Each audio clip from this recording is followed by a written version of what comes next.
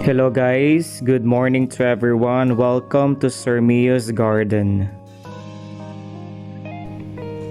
Sir Mio Vlogs is here. Please do like, share, and subscribe. Good day to everyone. Welcome back to my channel. Once again, this is Sir Mio Vlogs. How are you today? I hope you're fine, safe, and healthy. For those people who haven't yet subscribed to my channel, if you want to be notified and updated with all of my plant care videos, daily vlogs about lucky and feng shui plants, please do not forget to support me by simply liking, sharing, commenting, and of course, the most important thing from all, if you want to see all of my plant videos, please do not forget to hit that tiny bell button below so that you will be seeing all of my plant videos. And the one that you can see here guys is the very beautiful, stunning indoor house plant. The name of this plant is Aralia plant and its English name is Irish lace. This is one of the genus plant of Aralia that is lovely and the most striking. Why striking guys? Because take a look at its foliage. It's combination of green, white, and cream. So pinaka foliage niya guys is napakaganda. What really separates this Aralia plant compared to the other regular or common type and variety is that this is variegated. The genus name of this Aralia plant is Foliaceous paniculata variegata gold. This is one of the lovely house plant in 2023 that makes it beautiful because of its lacy edge green leaves combined with cream and white hues or color. If you try to match this with the other common green plant at home, you can easily notice, and what really separates this plant compared to the other plant is that if you match this with common or green house plant, this is the one that you can see. And this plant, Aralia plant, is easy to please, easy to propagate, easy to care for, and minimal caring is required for this Irish lace plant. Sorry guys if it's really windy in our place. I'm in the rooftop of my mini garden guys. So for you to have a lush, healthy, vibrant, and if you want to maintain the variegation of this Irish lace, be sure that you are placing this is best placed in filtered sunlight, because the more you place this Irish lace in full sun, there's a possibility, the tendency is it will have scorched leaves, or for some case scenario or worst scenarios that you will be having brown or dark edges, particularly on its leaves. We don't want that to happen.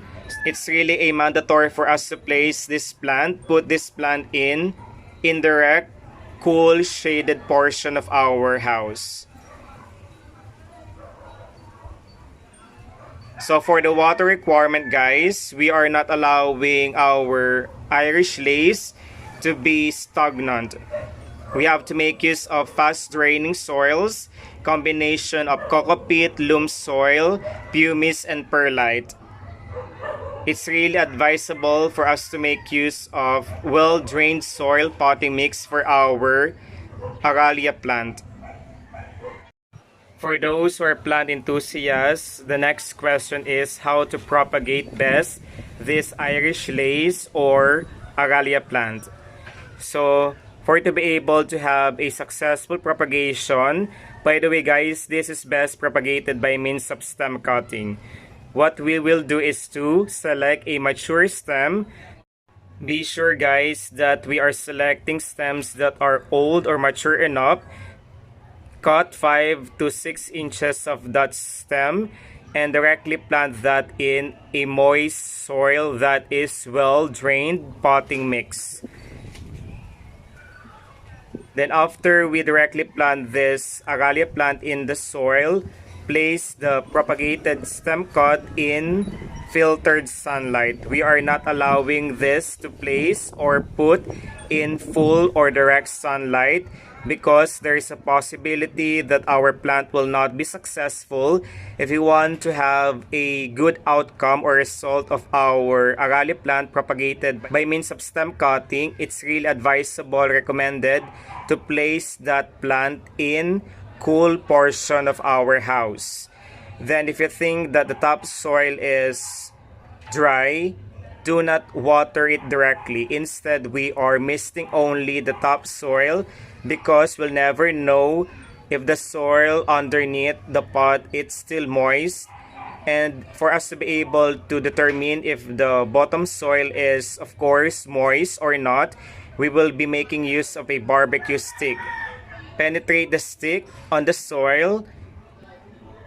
After inserting that barbecue stick in the soil, gently pull it. And if you've noticed that the soil is sumama po siya doon sa pinaka barbecue stick, so ibig sabihin po, moist pa rin po ang ating pinaka soil. So we only require to mix it. Then if you think that there are soils that are not, kapag may mga lupa po na hindi sumama doon sa pinaka-stick, that's the best way or time for us to directly water the plant. We are not allowing our propagated plant to water. Do not overwater our propagated plant because there's a possibility that our propagation will have a root rotting, which we don't want to happen for our propagated plant. We'll have to wait for 2 to 3 weeks if our propagation will be successful or not. How can we easily check if our propagation is successful? Take a look at the stem. If there are sprouted leaves or branches, it means that our outcome is successful. I think that's it for today. Thank you so much, guys, for your continued love and support. See you again in my next plant update. God bless us all. Enjoy the rest of your day.